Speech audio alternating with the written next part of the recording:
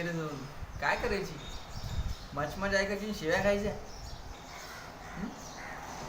तो अभिषेक म्हणतो आता तू सुधार, हे सगळे धंदे सोड. इतके दिवस तू का नाही बोलला मला? आणि तिकडे भैया दारू पिऊन लोळत पडला असं त्याला कोणीच काही बोलत नाही, मलाच का बोलता? ते मलाच का बोलता तुम्ही? मला हा प्रश्न आहे. अरे शिवाय मला मित्राशिवाय तुम्ही आहे तरी कोण? तुम्ही मित्रमंडळी आहे म्हणून मला टाइमपास होतो. हे कोण सांगणार त्या अभिषेकला? आणि बा माझ्या बापावर चिकार पैसा पण आहे. काय करणार आहे पैशाचं? हा भाई, अरे करणार काय?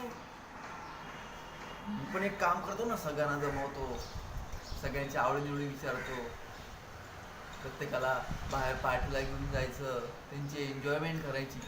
हे पण एक समाजकारच झालं ना. कोणी खाऊन झोपते, कोणी पिऊन झोपते, त्यात विषय काय एवढा? पण कोण सांगणार आहे अभिषेकला? तोच विषय आहे. प्रत्येक आपापल्या पद्धतीचा पैसा आवडतो. मला प्यायला आवडतो, मी पैसा आवडतो, विषय खलास. आणि मी धाकटा भाऊ आहे म्हणून का माझी मागून घेणार आहे तुम्ही? हे अभिषेकला समजायला नको का? तो विषय हा शिवाय सोडा. परंतु आहे ना, माझं फक्त आणि फक्त माझ्या मम्मावर पडलं. कारण शेवटी आई ती आईच, आणि फक्त आईसाठी आपला जीव तुटतो बस.